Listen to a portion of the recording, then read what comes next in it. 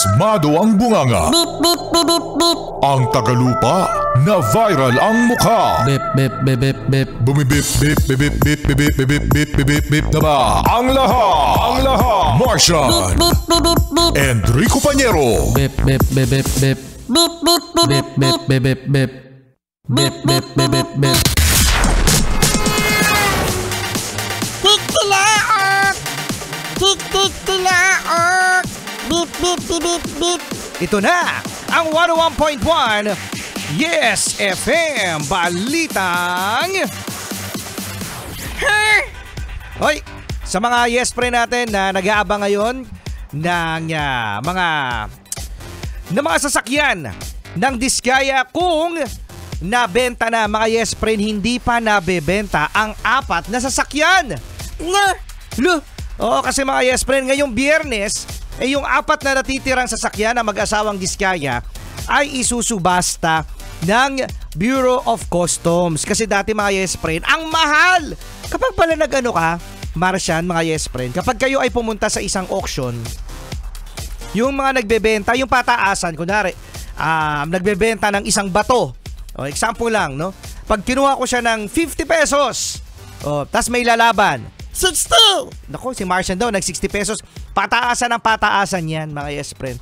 No? So, meron palang entrance fee yun. Ang mahal din daw pala ng entrance fee.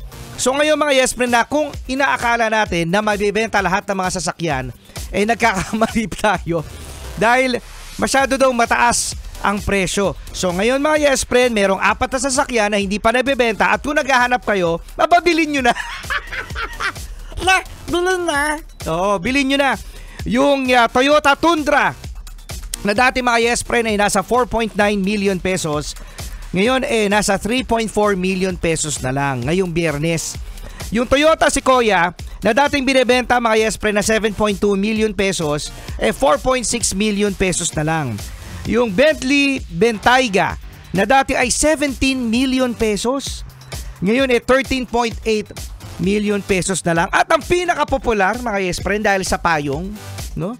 No, na-orient pala tayo, no? Na-introduce tayo sa isang sasakyan na merong exclusive payong na mismong built-in sa kotse. At ito yung Rolls-Royce na nagkakahalaga ng 45 million pesos, Martian, na ibebenta na ng 36 million pesos. Ang mahal, no? Kung kayo ay bibili ng ganito,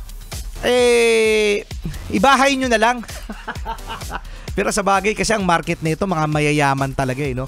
Kaya ang gobyerno ay nag-a-assume, no, na makakakalap ng 50 million pesos para sa subastang ito. Para daw maisauli sa taong bayan ang mga ninakaw, di umano pa rin ng pamilyang Diskaya. Alam niyo naman mga Yes Friend, ang mga sasakyan kasi kapag binili niyo yan ng brand new, kinabukasan, na di-depreciate na.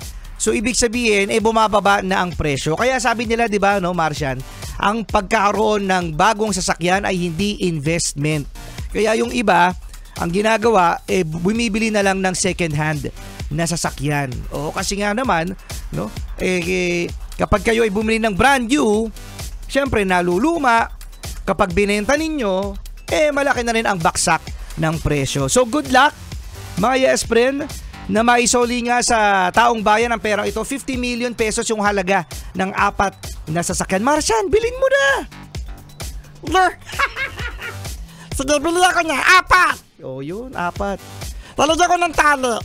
Tapos, hilahin ko. laruan pala, no? Oh, so bilhin nyo na mga Yes Friend para may pera na ulit yung Pilipinas.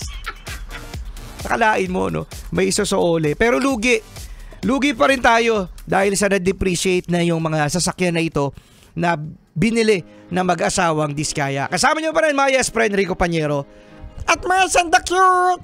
Oh. Dito lang yan sa Solid 101.1 Yes FM. Ito na, si Biana sa kantang, ay hindi, baliktad pala, Siskus sa Click.